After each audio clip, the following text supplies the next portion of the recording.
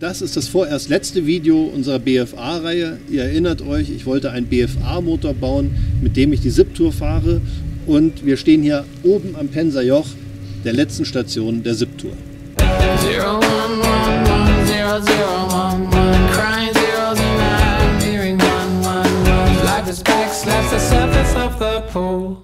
Die Tour hat bei uns direkt in Landsberg begonnen. Wir sind gestartet vor dem SIP-Zeichen, vor unserem Geschäft und sind dann über die Schweiz nach Italien gefahren. Haben dort erstmal einige Kilometer Autobahn zurückgelegt, dann sind wir einen Pass gefahren mit über 2000 Meter Höhe und dann sind wir Richtung Genua zum Fährhafen.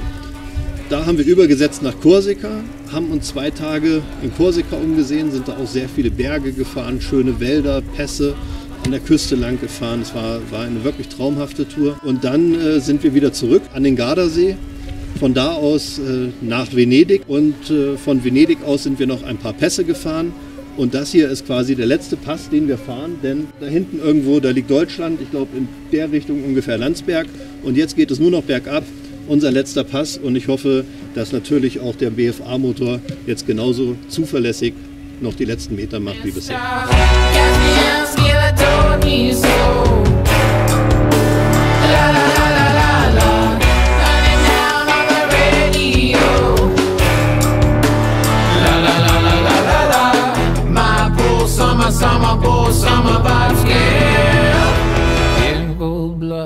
Ich bin die beiden letzten SIP-Touren ja mit einem Malossi-Motor gefahren, der ist sehr, sehr gut gelaufen. Der hatte auch einen Boxauspuff und hatte etwas über 20 PS. Das hat wirklich Spaß gemacht.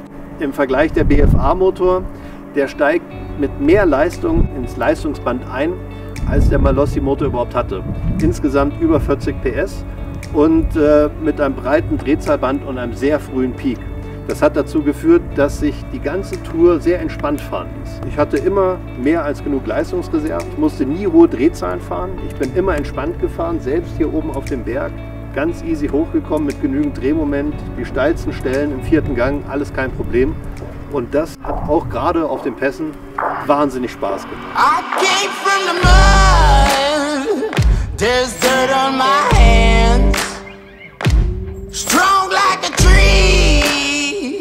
There's roots where I stand.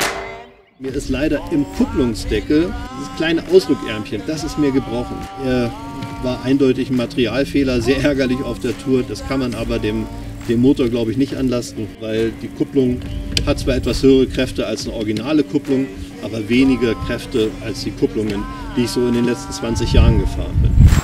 Try to catch me howling at the moon.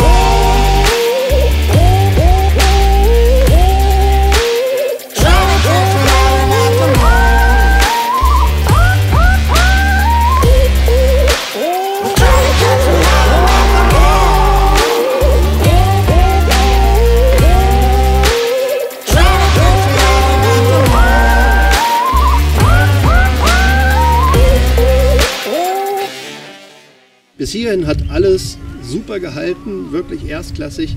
Wie das allerdings im Motor aussieht und wie viele Reserven da noch sind, wie der Verschleiß aussieht, das schauen wir als nächstes nach. Und wenn euch das gefallen hat, dann seid doch so nett, liked den Kanal. Bis bald.